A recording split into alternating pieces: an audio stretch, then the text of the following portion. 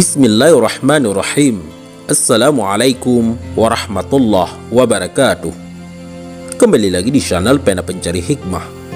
Kali ini kita akan bahas sebuah makam di Turki yang berpindah ke Madinah.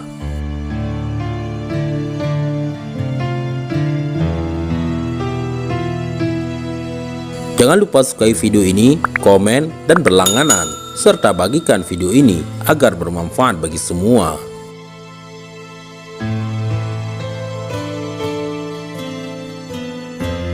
Suatu ketika As-Sayyid Muhammad bin Alawi Al-Maliki Al-Hasani berkata, dulu ada seorang orang tua di Turki yang hobinya membaca Al-Quran.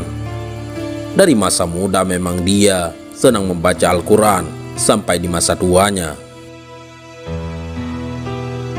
Namun ketika dia memasuki usia tua, dia mengalami kesulitan membaca dikarenakan kemampuan matanya yang sudah tidak seperti dulu lagi.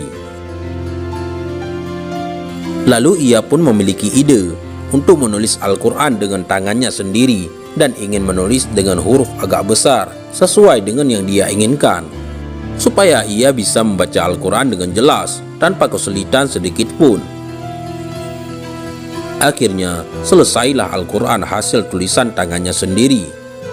Dan setiap hari ia membaca dan membawa Al-Quran tersebut kemana-mana.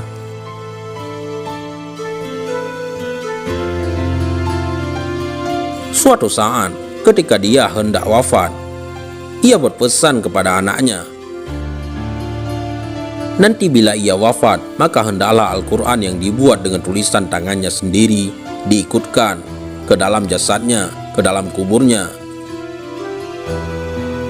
Selang berapa lama, ia pun wafat dan anaknya pun segera menunaikan wasiat ayahnya untuk memasukkan Al-Quran tersebut ke dalam kubur ayahnya bersama jasadnya pada saat pemakaman tersebut.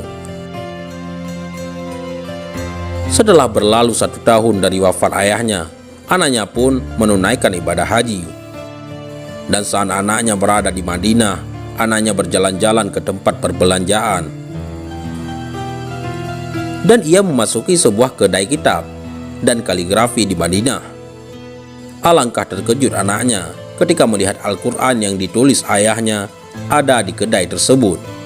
Ia pun bertanya kepada penjaga kedai sambil menunjukkan Al-Quran tersebut kepada penjaga kedai.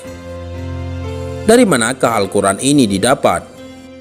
Maka penjaga kedai menjawab, saya mendapatkan Al-Quran ini dari seorang penggali kubur. Anaknya berkata lagi, bisakah Anda mempertemukan kepada saya penggali kubur tersebut? Lalu penjaga kedai itu pun segera mempertemukan dengan penggali kubur tersebut. Setelah bertemu dengan penggali kubur, anaknya tadi segera bertanya kepada penggali kubur, bagaimana Anda bisa mendapatkan Al-Quran ini? Sambil menunjukkan Al-Quran tulisan tangan ayahnya kepada penggali kubur tersebut. Lalu penggali kubur berkata, saat saya menggali kubur untuk seseorang di Baqi', pemakaman di Madinah, saya melihat sebuah jasad masih utuh dan di samping jasad tersebut ada sebuah Al-Quran tulisan tangan persis dengan yang ada di tangan Anda sekarang ini. Saya pun mengambilnya dan menyimpannya. Dan suatu ketika saya butuh uang, akhirnya saya menjualnya ke sebuah kedai. Anaknya pun berkata lagi kepada penggali kubur, bisakah Anda menunjukkan kepada saya di mana letak posisi makam di mana Anda menemukan Al-Quran ini? Kalau Anda mau, bisakah Anda menggali makam tersebut untuk saya sekali saja? Karena saya ingin melihat orang yang ada di dalam makam tersebut.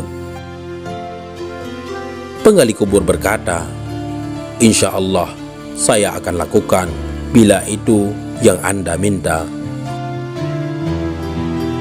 Setelah penggalian dilakukan oleh si penggali kubur, akhirnya tampaklah ternyata memang jasad ayahnya yang berada di dalam kubur tersebut, sementara jasadnya dalam keadaan masih utuh.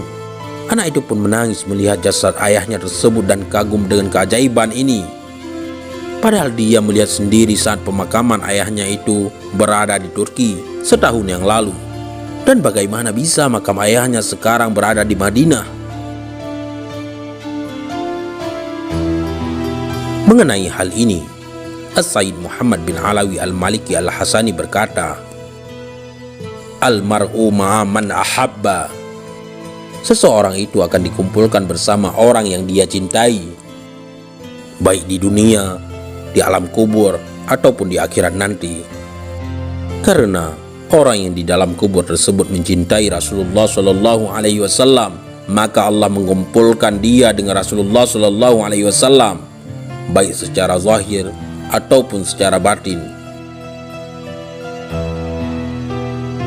Dan menurut Imam Al-Ghazali, hal itu bukanlah sesuatu perkara yang sulit ataupun mustahil, dan kejadian seperti itu memang sudah sering terjadi. Subhanallah, sahabat pena pencari hikmah.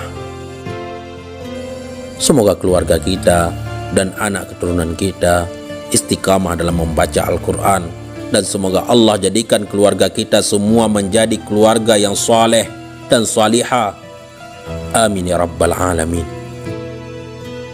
Allahumma salli ala Sayyidina Muhammadin al-Fatihi lima ukhlika wal khatimi lima sabaqa nasiril haqqi bil haqqi wal hadi ila siratikal mustaqim wa ala alihi haqqa qadarihi wa miqdarihil azim.